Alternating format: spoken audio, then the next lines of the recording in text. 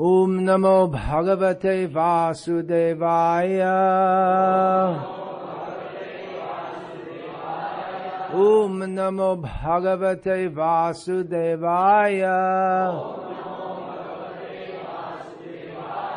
Om Namo Bhagavate Vasudevaya.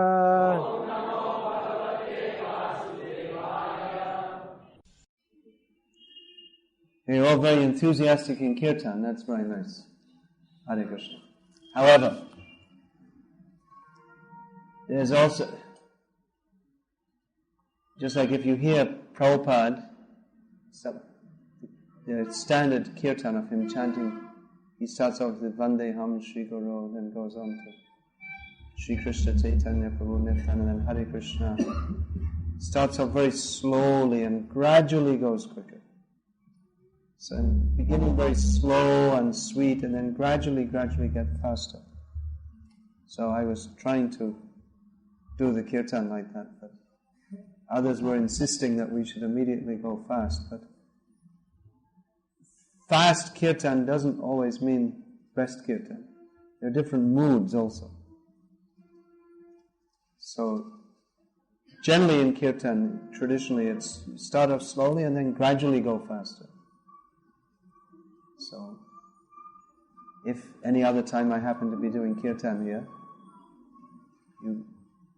actually that's not only me, but those who are playing instruments, they should play the same speed as the person who's leading, not that they decide that, well, he should be going faster. And then they just suddenly start to go faster. So, enthusiasm is good, but enthusiasm means to serve the Lord, isn't it? So, it's not always that fast kirtan is we might think it's the best, but not necessarily so. There are different speeds also. Alright, so am I supposed to speak on any particular verse this evening? Well, in absence of yes, I guess that means no. Should I speak in Hindi or English? English. Now we're in South India. I just came from Delhi, where it's all Hindi speaking. Alright. Srimad Bhagavad-gita as it is, translation and commentary by His Divine Grace Srila A.C. Bhaktivedanta Swami Prabhupada. Chapter 16, Text 6. Dvo bhuta sargo lokesmin daiva asura evacha daivo vistarasha prokta asurang partha me shrinu. Lord Krishna says to Arjuna, O son of Pritha, in this world there are two kinds of created beings. One is called divine and the other demoniac. I have already explained to you at length the divine qualities. Now hear from me of the demoniac. Purport. Lord Krishna, having assured Arjuna that he was born with the divine qualities, is now describing the demoniac way. The conditioned living entities are divided into two classes in this world. Those who are born with divine qualities follow a regulated life. That is to say, they abide by the injunctions in scriptures and by the authorities. One should perform duties in the light of authoritative scripture. This mentality is called divine. One who does not follow the regulated principles as they are laid down in the scriptures and who acts according to his whims is called demoniac or asuric. There is no other criterion but obedience to the regulated principles of scriptures. It is mentioned in Vedic literature that both the demigods and the demons are born of the Prajapati. The only difference is that one class obeys the Vedic injunctions and the other does not. Lord Krishna states herein, to reiterate, that there are two classes of persons in this world. One is demoniac and the other is divine. And in this chapter, Lord Krishna dilates on the asuric property, the nature of the demons. Actually not the nature, because the nature of everyone is to be a devotee. But it is the nature that they have adopted, the demoniac living, those who are demoniac, they have adopted a nature which is opposite to their original nature of being pure devotees of Krishna. Now, who is divine and who is demoniac? Who is Deva and who is Asura? It may be very difficult to understand this actually. To cite a topical case in point, at the present time, the Kanchi Shankaracharya is in the news because he's in jail. We don't expect respected spiritual leaders to be taken to jail on murder charges, but somehow or other he is. Of course, I don't know why anyone should be bothered, because according to his philosophy, it's all false anyway. The jail is false, the arrest is false, and Brahma Satyam Jidam Nitya. There's no difference between being inside and being outside. And from Krishna conscious point of view, we're all in jail. His whole material world is a jail. But anyway, he's in the news at the moment. So, is he Deva or Asura? You would think that a holy man would be a Deva.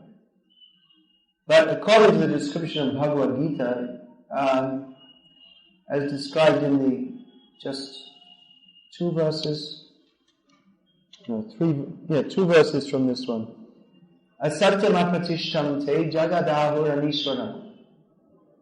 The demoniac think that there is no ultimate truth, there's no actual substantive basis, there's no ultimate controller. Now, according to Mayavad philosophy, or Mayavad, we can just say, Mayavad means the philosophy of Maya.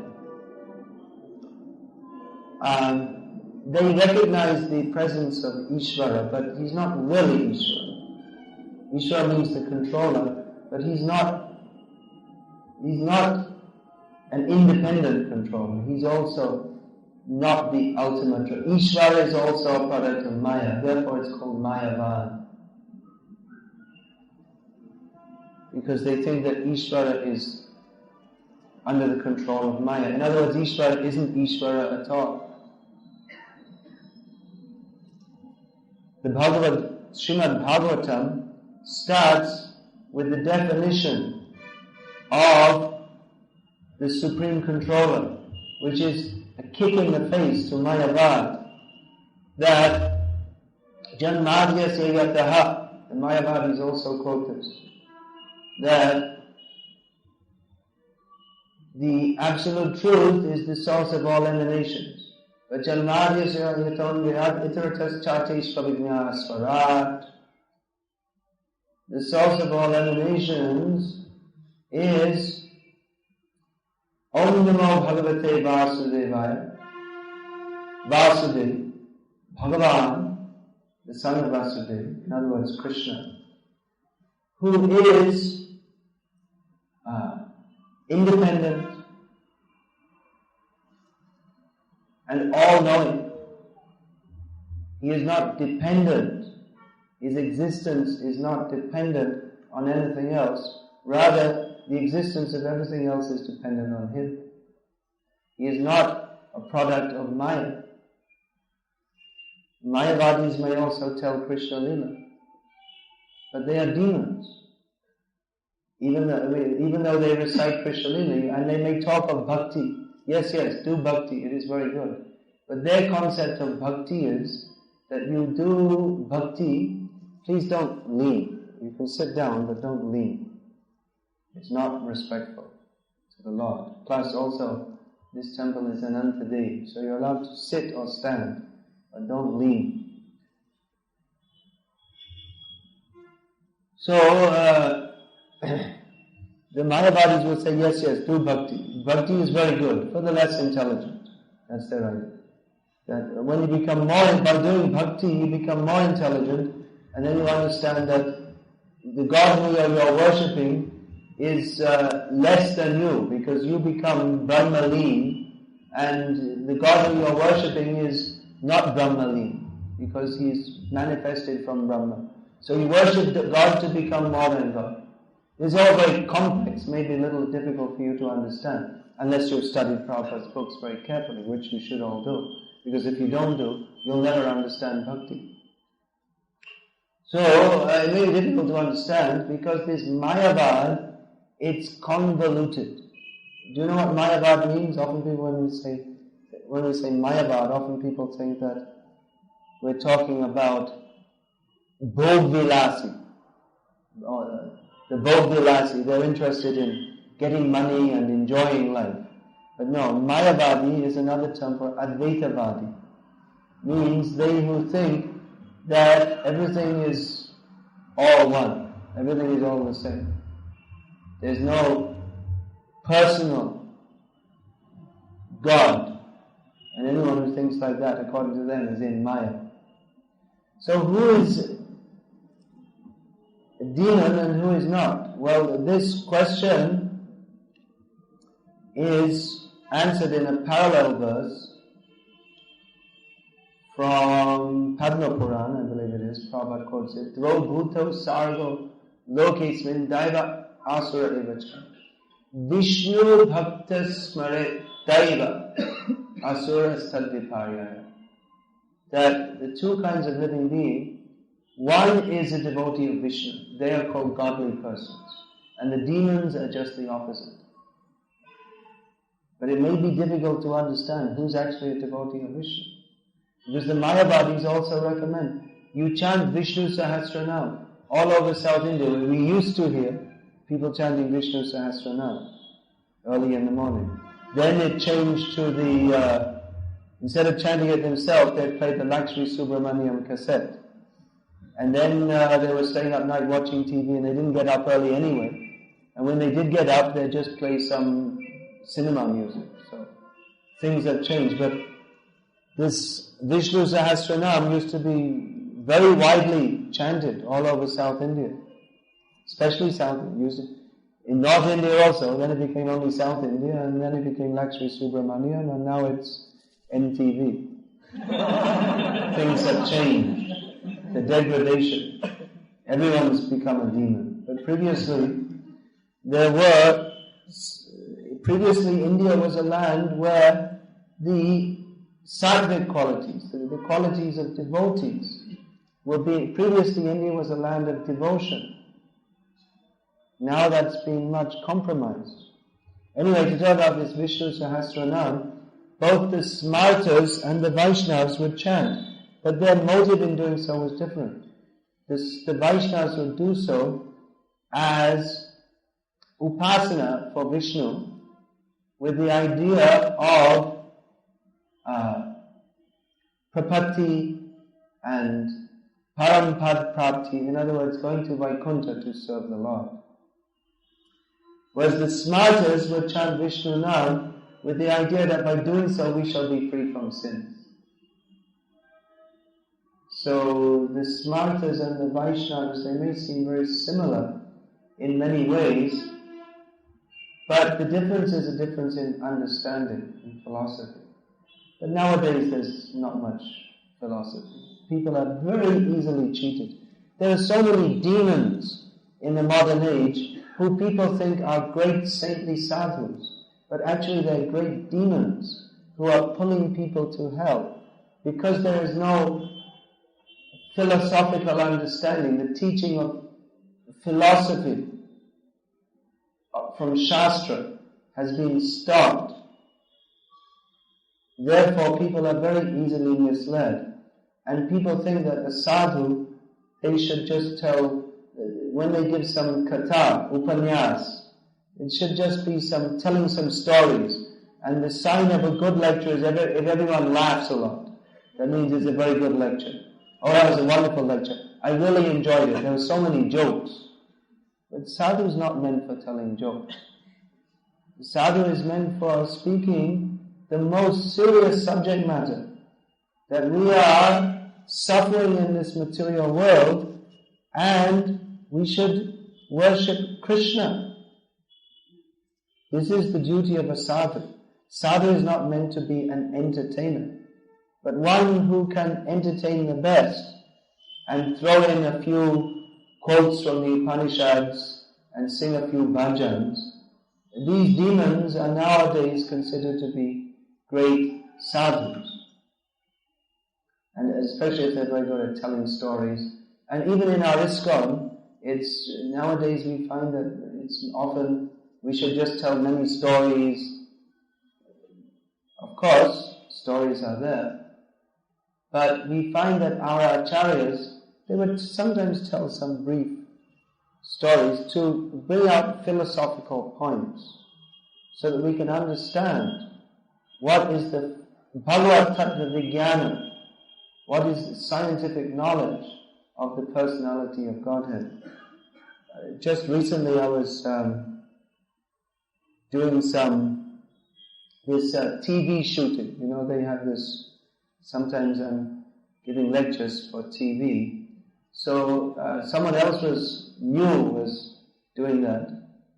And the devotees who were there watching, they're telling, well, why don't we tell some stories? They were disappointed after his first lecture. It was like mine. They didn't ask me to tell stories because they were disappointed. Oh, why don't we tell some stories? I said, no, we're not here to entertain. People expect that you just come and hear some stories, and they think this is spiritual life. And those who are good at telling stories become popular sadhus and cheaters. Okay, I'll tell you a story.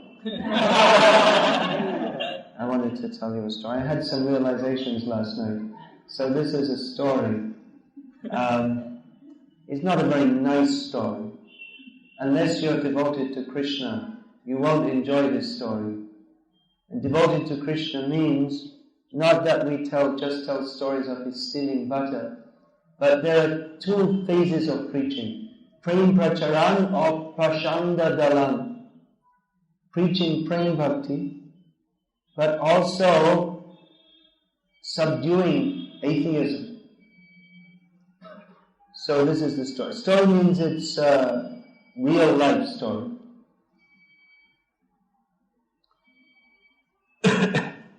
So one devotee in Delhi, where I just came from,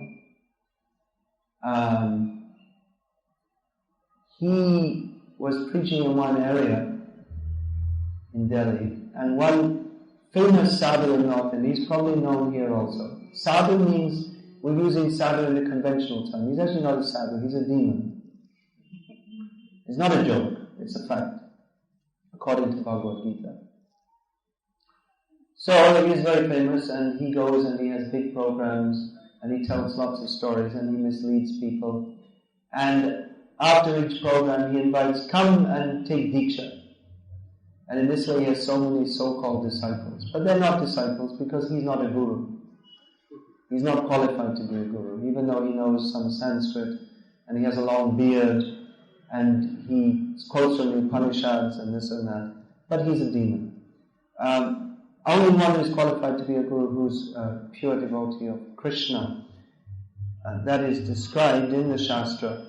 Shadkarma nipano vipra mantra tanta visharadaha avaishnava guru nasyat vaishnava stapacha guru, who that even if one is very expert in mantras and tantras and karma kanda, and one is born in a Brahmin family and has so many apparent qualifications, if one is not a Vaishnava, if one does not teach that Krishna is the Supreme Personality of Godhead, then he's not at all qualified to be a guru, because a guru means who speaks the truth and who instructs the truth, reality, that Krishna is supreme. That is the truth, and we are meant to surrender to him. that is the truth. So if anyone teaches anything else, even if he's expert in singing bhajans and making people laugh, even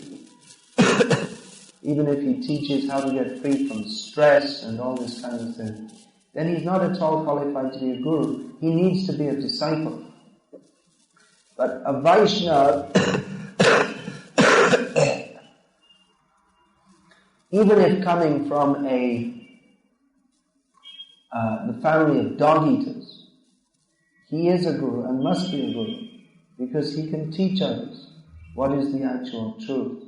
Krishna is the absolute truth.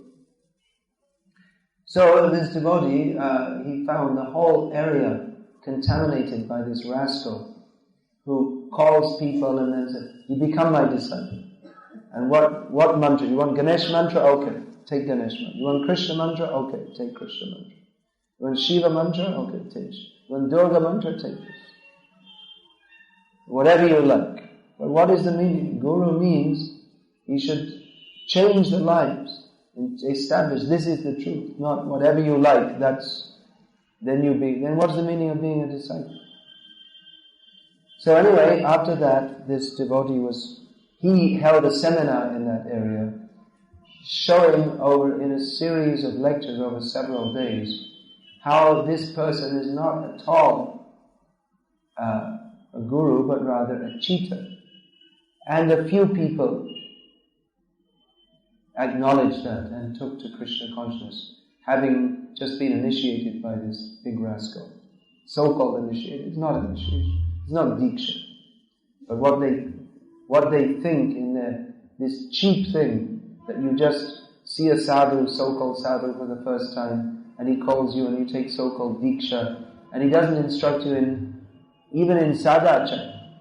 There's no change in people's lives. They don't even stop drinking tea or coffee. What to speak of surrendering to Krishna? He doesn't teach surrendering to Krishna. He promotes, anyway, we'll get to that more. So anyway, after this devotee thought that this is such a big disease, this guru-giri, this cheating gurus, so-called gurus going around cheating people. So he wrote a book in Hindi with the aim of establishing what is the actual qualification to be a guru. And that book's called Guru Kaun Hai. And I have a few copies. Where's that packet I gave you? I have a few copies of that book here. I brought here. So, it's alright. Afterwards we'll say. So, and well, he went around looking, he wrote the book and he went to find some printers, and he found a printer who said, "We'll do this free. We'll give the paper and we'll print it free because we're also very religious." So they did it free. So I thought, well, okay, that's very good. These people are very pious. So they printed it free. So these people are, like I say, they're very pious. Their two brothers and their whole family has been disciples of a certain, so-called disciples of a so-called certain guru. That same guru who he was preaching against. So anyway, they agreed to do the book free. And he was telling them, you should read the book also. He didn't want to tell them directly. Not them, because they're printing the book free. So, but they didn't read the book. If they read the book, they might have had a different idea. So anyway, they printed the book. And last night I gave a program at which that devotee was present. And he brought this family, who owns the printing press, who printed his book for free. He brought the family to see me. So they're very nice. They gave me different... I was actually a little sick in Vrindavan and Delhi with a heavy cough and this and that. And they brought me different medicines. And I saw this medicine comes from the Ayurvedic factory of that certain so-called guru, because I didn't know, that he was part of that. And so it was all very nice. Yes, thank you very much. And then they said, well, we want to show you, we've also printed some pictures of our guru. And they came and they showed me. And it was already 10:30 at night.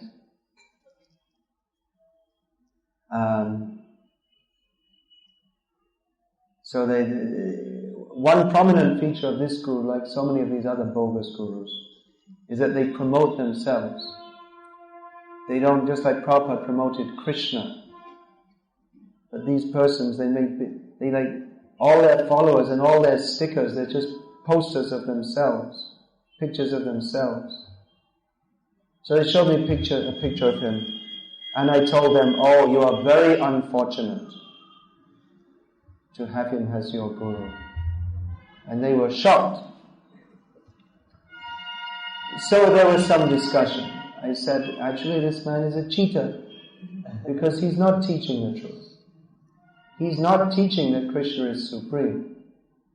Therefore, he's not qualified to be a guru. He's simply promoting himself.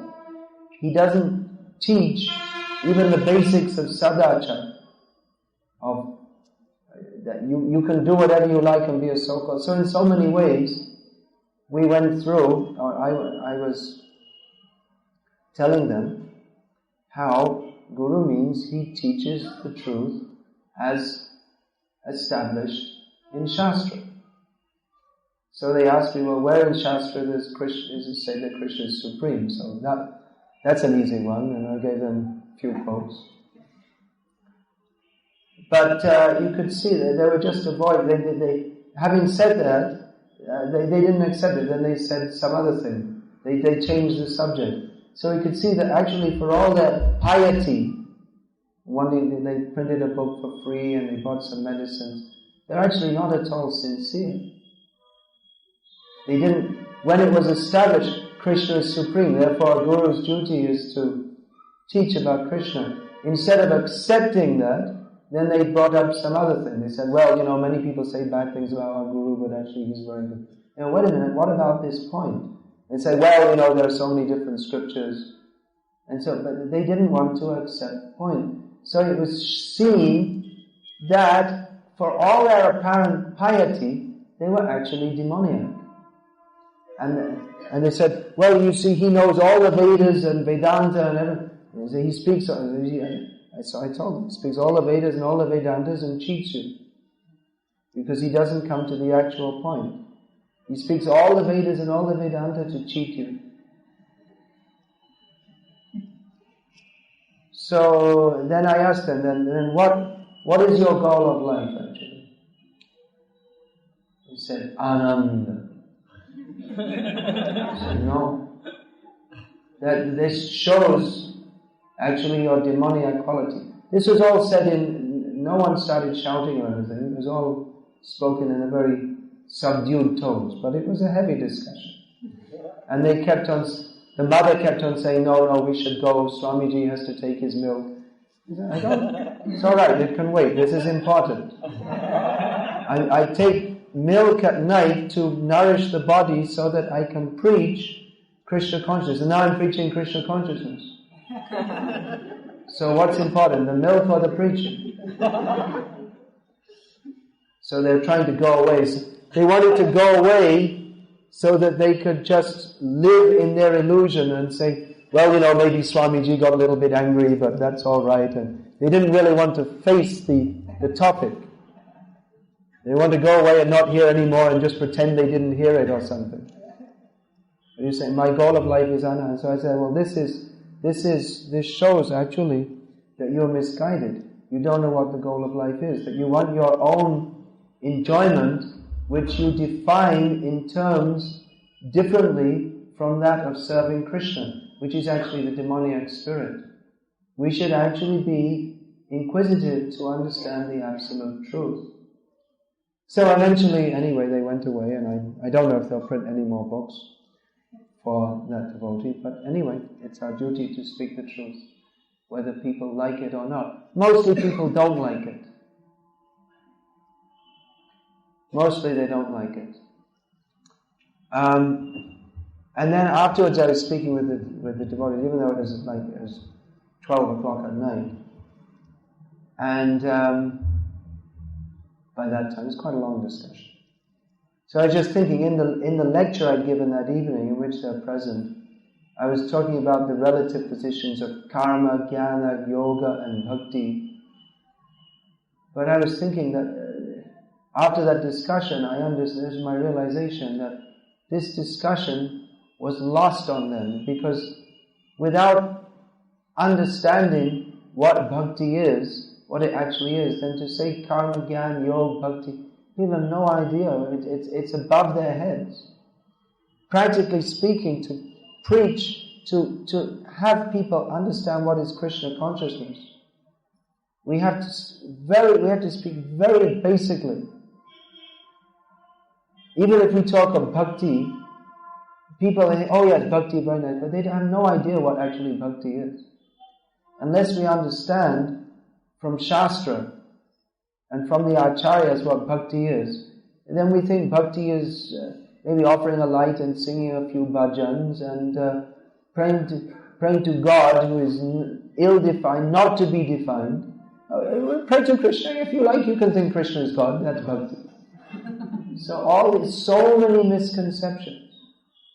So unless we clear these misconceptions, people, they may be doing bhakti, but they can't actually do bhakti at all.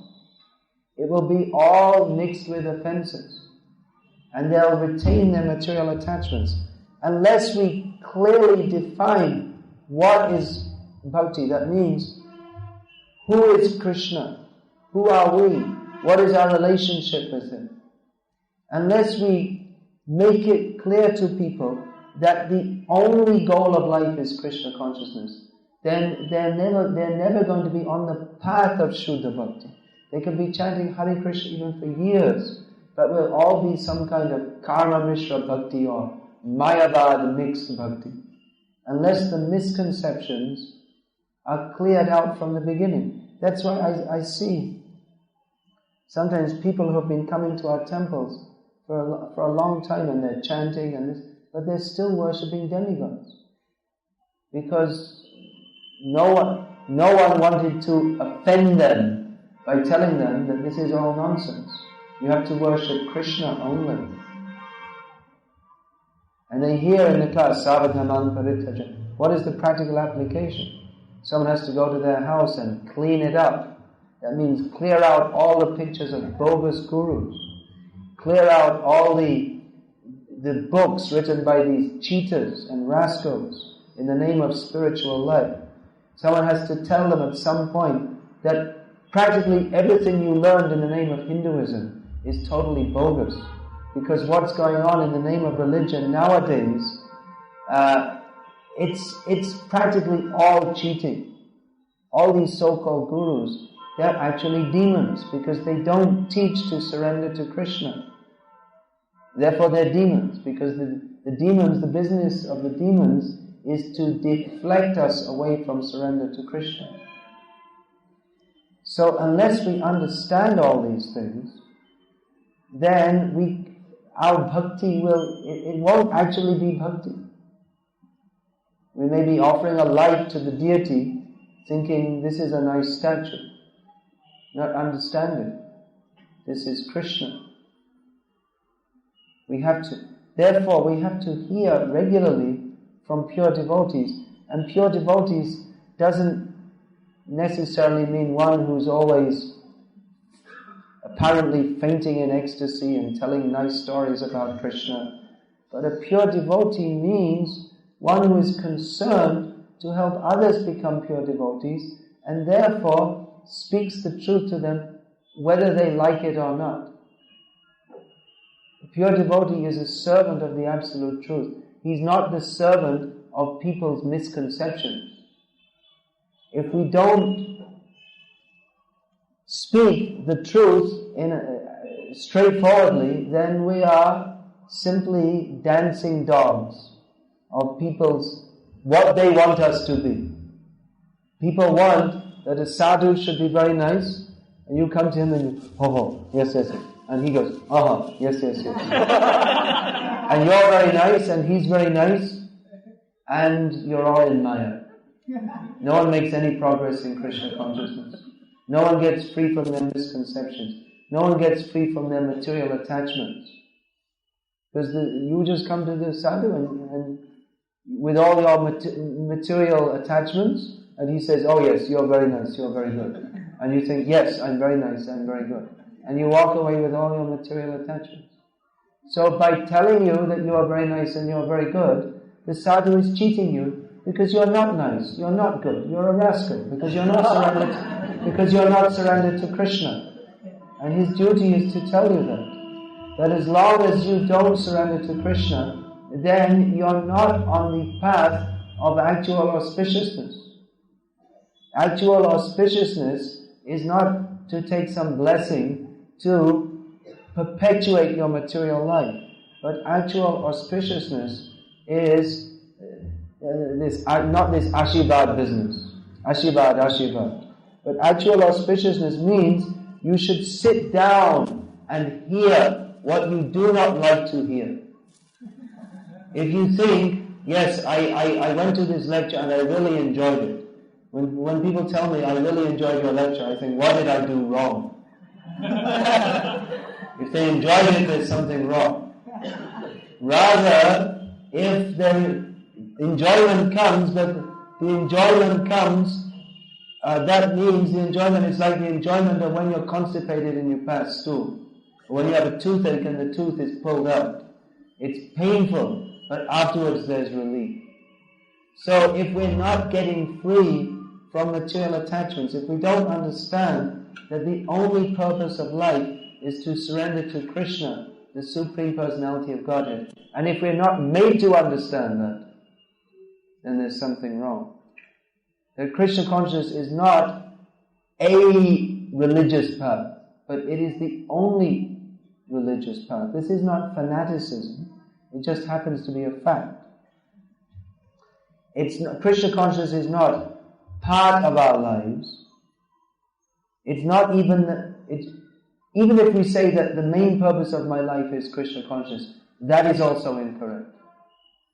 If we say it's the main purpose of our lives, that means we have other purposes.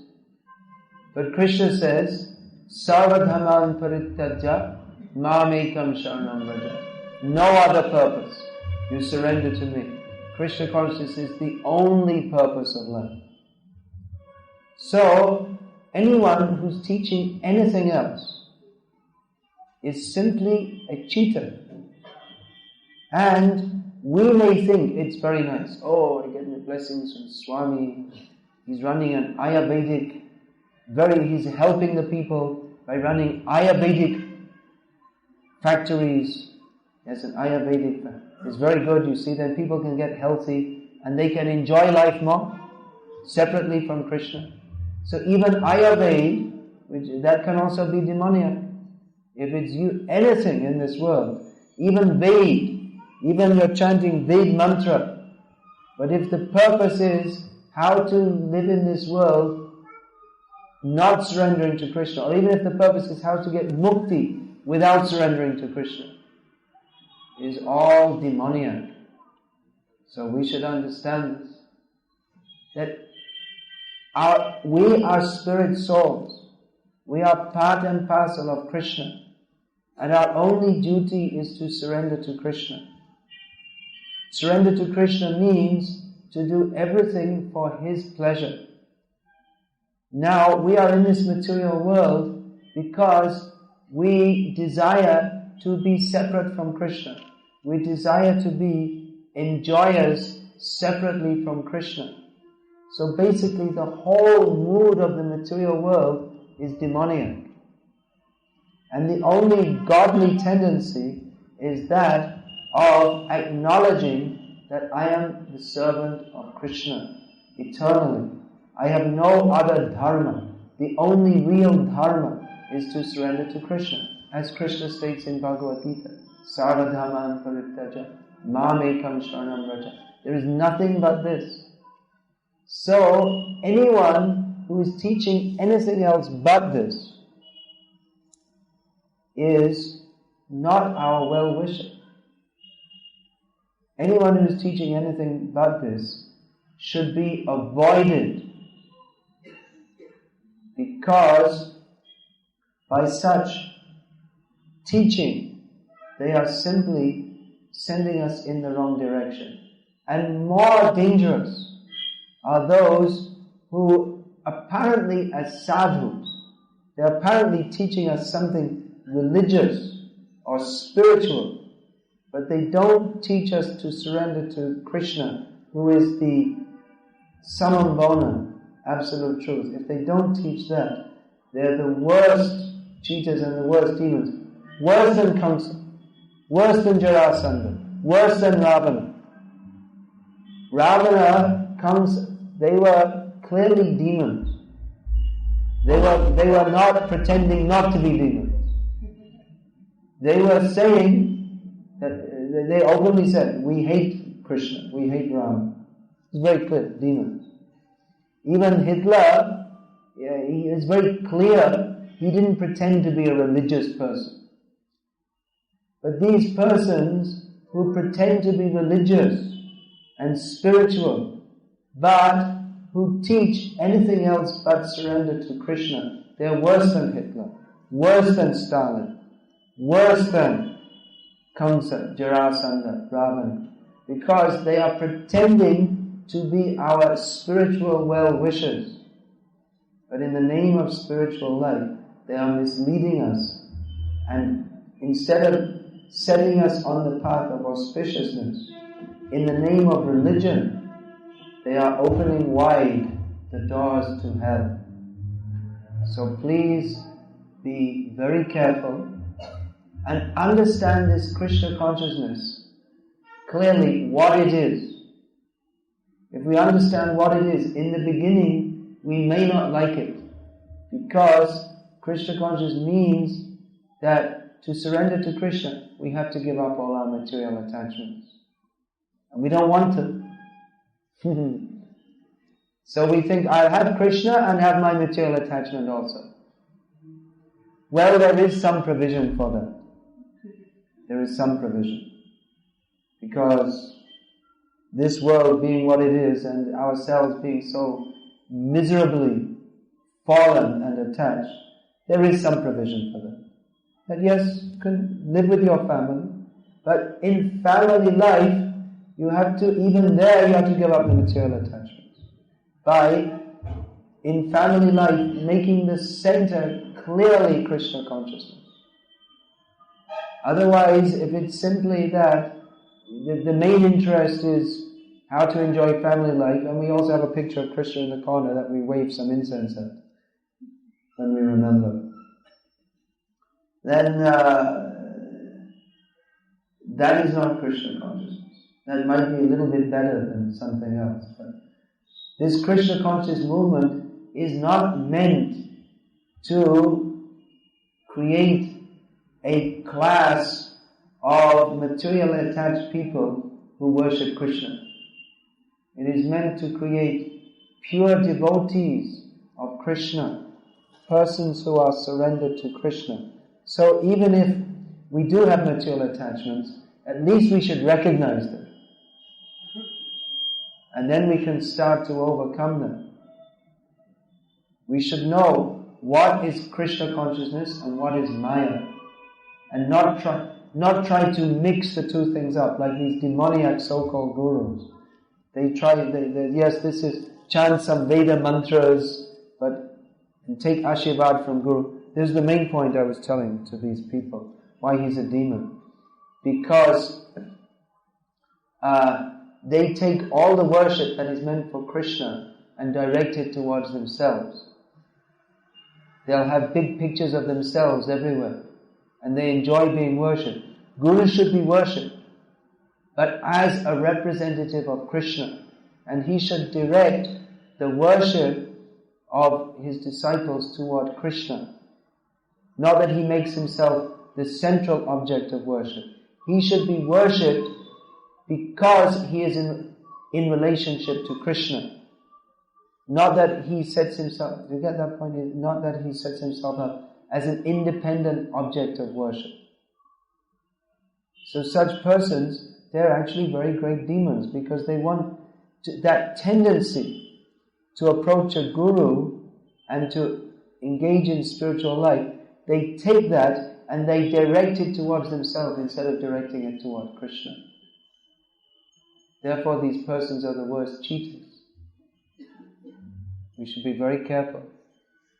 Don't be ensnared by these cheaters. Take to Krishna consciousness with this understanding. If from the very beginning we can understand Krishna is the supreme enjoyer, I am only meant for his enjoyment, then we can enter into bhakti. Otherwise, even if we think bhakti is for my enjoyment, yes, it was a great kirtan. The other night someone came to me and said, "Oh, we just had a wonderful kirtan. We all enjoyed it very much." And I said, "Well, that kirtan was not wonderful because you were doing for your enjoyment. But kirtan is meant for Krishna's enjoyment. So actually it wasn't kirtan at all, because you were thinking how you will enjoy it, instead of thinking how Krishna will enjoy it." Kirtan means to glorify Krishna. So actually we cannot do kirtan. Kirtan is not possible without shravan, without hearing who is Krishna and how to glorify him. We cannot actually do kirtan. That kirtan, that then becomes aparada yukta kirtan, nama aparad. The nama aparads are there.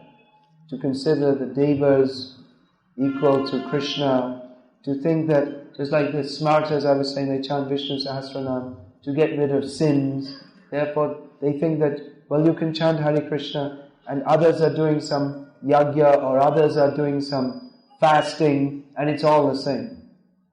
Without understanding the exclusiveness of Krishna and Krishna consciousness, and that everything is simply meant for Krishna's pleasure, then the pleasure which is inherent in bhakti, we're not saying that you should go around with a straight face, don't ever smile.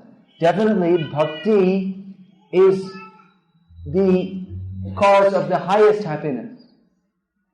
Definitely bhakti gives the greatest bliss. But as long as bhakti is contaminated by the desires for any form of personal enjoyment, then that cannot actually be bhakti.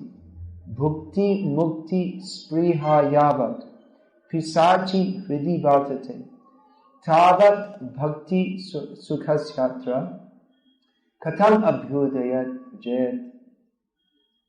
Rupa Goswami asks the rhetorical question that as long as the witch-like pisachi, the desires within our hearts which are compared to pisachi, as long as the desires for material enjoyment and mukti, bhukti mukti, as long as these rakshasa-like desires are there within our heart, then where is the question of entering into bhakti and experiencing the actual pleasure of bhakti? So this bhakti, we have to understand very clearly what it is and what it isn't. We cannot clearly understand what anything is without understanding what it isn't also. So what is bhakti, what isn't? Who is a devotee and who is a demon? Actually, in one center that I visit quite often, they're preaching, of course. Well, we hope it should be preaching. And people are coming to Krishna consciousness. But they take very systematically, people who are coming, they have a series of seminars. Going to give some prasadam after this? Is it? Please don't go without prasadam. Just will be another 5 minutes or so. So, they have a series of seminars in which they, step by step, they take people. that why we have to worship Krishna only and not different demigods, why Mayavad is bogus. So many different points. They cover it in great detail. And many people who begin the course, they drop out. They can't digest it. It's because they're not sincere. But those who are sincere, they study very fully, and only after going through a whole series of seminars, which takes at least 2 years to go through, then, if they're following everything else and they've written the exam after each seminar and they understand it properly, then only they can be initiated. Because we may be following and chanting and following these 4 regulated principles and this and that. But if we don't actually understand what is Krishna consciousness, then even if we're initiated, we can't properly make progress. We have to understand what it is. So we should understand very clearly what is Krishna consciousness, what isn't. We shouldn't sentimentally think that everyone who's got a long beard and says Hari Om is a sadhu. We should know what is reality and what is not. The Srimad Bhagavatam, the specific specialty of the Srimad Bhagavatam is that it is describing reality distinguished from illusion for the benefit of all. We cannot actually have benefit in our lives unless we understand what is reality and what is illusion. That means what is Krishna consciousness and what isn't. Reality means to understand Krishna as he is. To understand Bhagavad-gita as it is.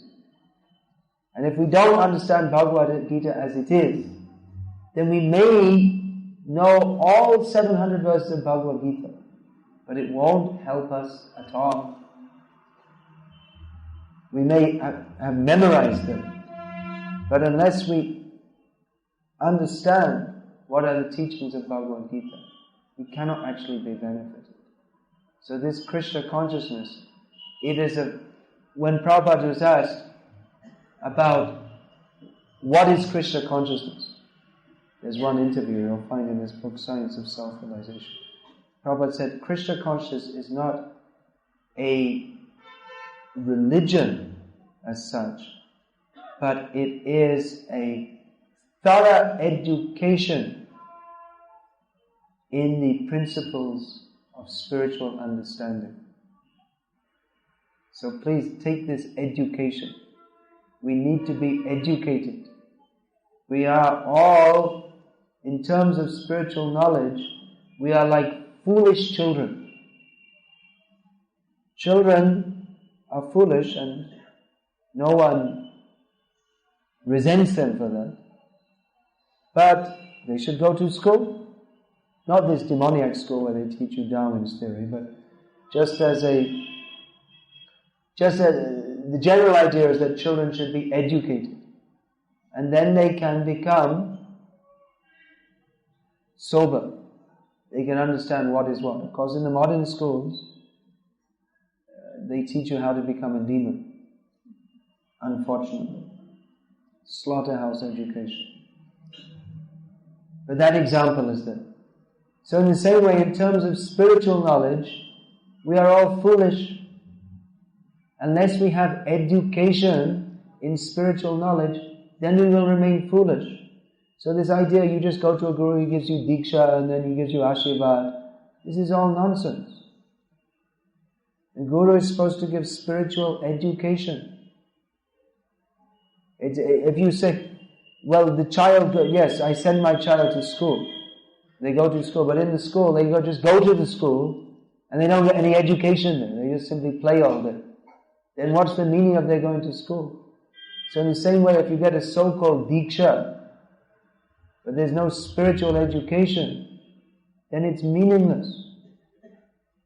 Or worse, because you think, you see, I went to school for 15 years. And you think that you're educated because you heard a few stories and jokes from your so-called guru. And you learned to sing a few bhajans. But no.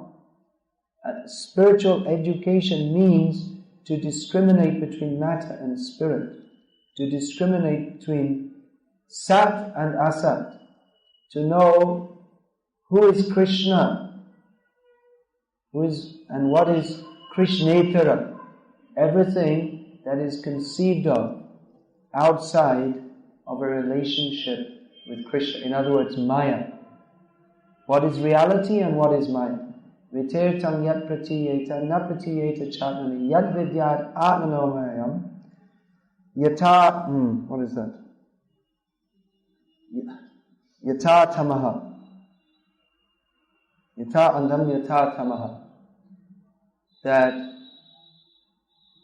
everything that is conceived of outside of a relationship with Krishna, that is the darkness of Maya. We should understand this. So please understand Krishna through the parampara of genuine acharyas, whose only desire, Prabhupada, he didn't promote himself. He promoted this knowledge of Krishna because he had a genuine desire to benefit others. He was not interested in cheating others. He accepted the honor of a guru to benefit others, not simply to create his own name and fame. Prabhupada was ready, not only ready, but several times he came off the Vyasa to clean the floor because he saw the floor is dirty, because he wanted to teach his disciples that we have to keep everything clean for Krishna. So this knowledge of Krishna we should receive in the parampara of pure devotees whose only desire is to benefit us by teaching the truth. But we have to be sincere enough to accept that. And we have to be sincere enough to accept that the genuine teacher of spiritual knowledge is one who teaches Bhagavad-gita as it is, not Bhagavad-gita according to the desires of those who are listening.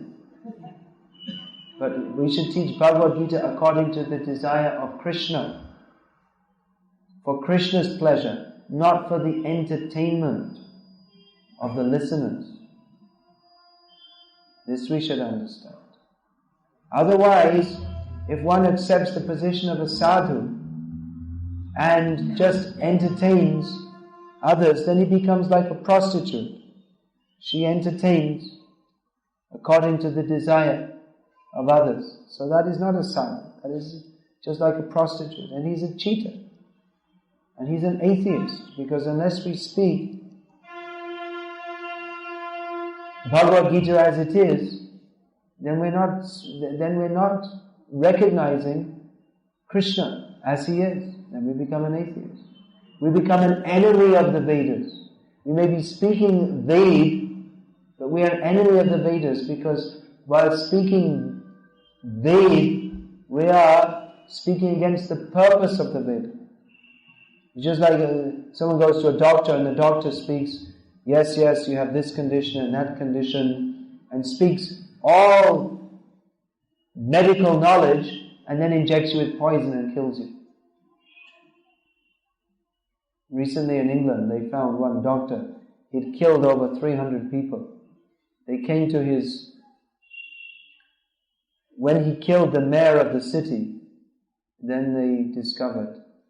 But then they estimated, they went through his records and found so many patients, shortly after seeing him, they died. And no one suspected. Family doctor. People thought, you see, he's a doctor, he's very nice, he's treating people, but he had a hobby of injecting people with poison and killing them. And they didn't discover until he'd killed over 300 people. And everyone was shocked. You see, he was a nice doctor. Whenever you go to see him, he'd say, hello, how are you? Sit down, feel your pulse, and then talk some medical gibberish and give you some pills and this and that. But he had a habit of injecting people. And then half an hour later when they reached home, a call would come, doctor, come quickly. They come and he'd say, and then he'd write the report, heart attack. Oh, we never knew they had a heart condition. Well, it's very sad, and they never suspected it. They thought, doctor must be good. He's giving medicine. He's talking, but they didn't realize how he's killing people. So like that, we don't recognize the sadhus, so-called sadhus. They talk as if they're our well-wishers, but they're killing us by teaching us. Actually, they don't really teach anything, but by not teaching us to surrender to Krishna. Actually, this Karunanidhi in Tamil Nadu, he said something when Shankaracharya was arrested. He said something which was actually correct. He said that those, whether it applies in this situation or not, but he said that only people who are properly qualified by leading a moral life, only they should be allowed to be sadhus. That's true. The government should regulate it. Actually, the government should not allow the people to to propagate nonsense in the name of spiritual life. One time in a program, someone asked me, well, what do you think about this guru and that guru? And they mentioned some names. And I said, well, this is proof how useless the government of India is. That these so-called gurus are going on and the government didn't arrest them and shoot them. Because they're doing so much damage, just like you say Hitler was so bad. But these so-called gurus are much worse. Because Hitler, he killed some people, killed their bodies, but these so-called gurus are killing your prospect of becoming Krishna conscious by teaching you all the wrong things and sending you to hell. But people think Hitler was very bad and the sadhu is very good. Hitler was very bad, but these so-called sadhus are much worse. So there's a saying, sadhu savdhan, which means that the sadhu should be careful of Maya. But we should tell everyone, sadhu, be careful of the sadhus. They're very dangerous people. If you get actual sadhu, he is very dangerous, he will destroy your material life. In that sense, dangerous. That kind of sadhu we should approach. But these sadhus who are apparently very nice, but wolf in sheep's clothing, as the saying goes, who do not teach us that Krishna is the supreme absolute truth and the only goal of life is to surrender to Him. However nice they may seem, they are like the doctor injecting poison, except they're much, much worse. They're the worst people on this planet. You should be very careful of them. Hare Krishna. I just wanted to relate some realizations that I had last night. Of course, it's not new realization. It comes again and again. We have to, preaching means we have to meet all these people. Preaching doesn't mean that we just bring people and we ask them to become vegetarians and chant Hare Krishna. But we have to kick out all the nonsense. Otherwise it's not preaching. Preaching means fighting. So Hare Krishna, is any question?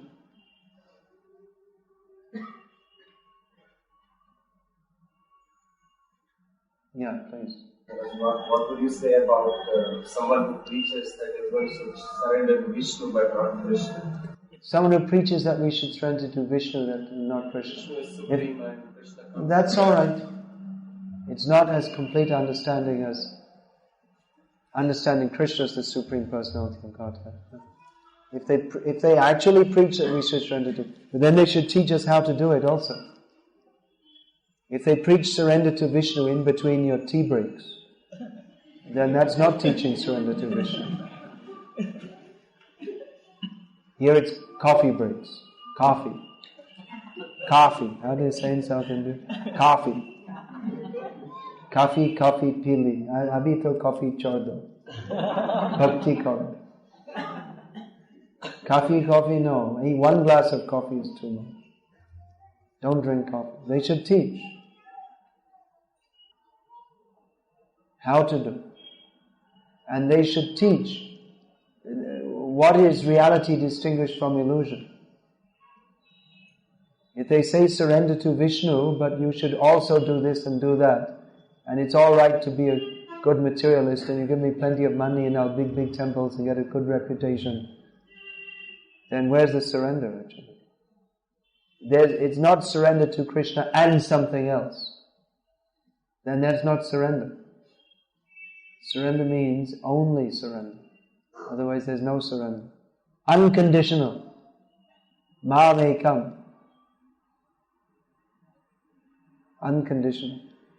There are no conditions. The only conditions are the conditions given by Krishna, because he's the boss. If we want to give our own conditions, that means we're still trying to make ourselves equal to Krishna. It's not surrender. Surrender with conditions means not surrender. How to surrender? You come here and learn. It's not a one-day thing.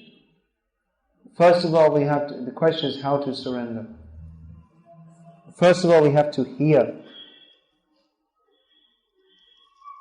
If you want to know what the definition of surrender is that the meaning of your question? I won't go into it in detail now, but that's described in Hari Bhakti Vilas. The verse is quoted in Prabhupada's purport to this Mame Kam Sharanam Raja verse. Anukulyasya sankalpa. We should make the sankalp, or the firm determination, that we shall only act in a manner that is conducive for developing Krishna consciousness. And pratikulyasya varjana. We will give up everything that is not conducive to my surrender to Krishna. These are the two main limbs. Then, rakshishyatiti vishvasa. We should understand that Krishna will protect me. If we do this, anukulyasya sankalpa, pratikulyasya varjana, acting only for the pleasure of Krishna and rejecting everything else, we can expect that the whole world will go against us. Because the whole world is dedicated to the principle of pratikulyasya sankalpa, anukulyasya varjana. Doing everything that is opposite to Krishna consciousness and giving up anything that is favorable for Krishna consciousness. So to take to Krishna consciousness means going against the whole world, but we should have faith that Krishna will protect us, even if the whole world is against us. And we should have the faith that Krishna will maintain us. We don't have to go to different demigods or to anyone. Krishna will look after us. And Atma Nikshepa, we should dedicate ourselves fully, mind, body and words, everything in the service of Krishna, and remain humble also. And not think, now I surrender to Krishna, I'm so great. No, but we should also maintain humility. This is surrender. Surrender to Krishna, is it dependent on our past karma or desire? Is surrender to Krishna dependent on our past karma? No. Karma has nothing to do with it. If we have performed bhakti in previous lives, that will help us. But karma, activities performed for material enjoyment, that has no bearing on Krishna consciousness. Certainly if in previous lives we have taken to Krishna consciousness, then that will prepare our consciousness to take to bhakti in this life. But bhakti is not karma.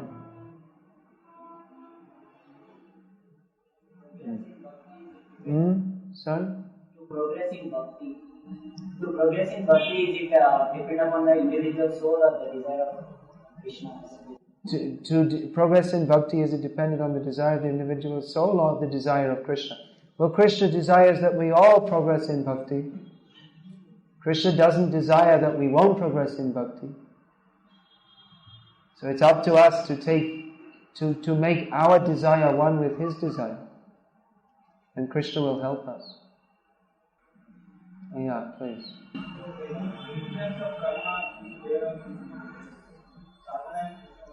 The influence of karma will be there, what? Sorry? Will there be any influence of karma will act on the sadhana? Will the influence of karma act on the sadhana? Well, our previous karmic conditioning, whatever it may be, it may impact on our sadhana, whatever our material attachments are, which are formed by our activities in previous lives and in this life. So whatever our material attachments are there, that will tend to drag us, or that will tend to negatively impact on our sadhana. So yes, that is there. One question. Things are designated. So spiritual life is designated or Is spiritual life destined? Or it is checked by karma? Or is it checked by karma? Now, that may be, it may seem that our spiritual progress is impeded by our karma, but actually, ultimately, it's up to us. Ultimately, it's our own attachment to Maya that pulls us back. It's not, the external forces are there, but the external forces are there because we embrace them. If we surrender to Krishna, then there's no more Maya. Maya remains influencing us because we invite her. She comes and says, "Would you still like to have a little association with me?" She may even come and say, "I am Bhakti Devi." And she is actually Maya Devi. But if we're not, just like Ravan came as a sadhu, so if we're not sincere, then actually in our heart of hearts we'll know this is Maya Devi.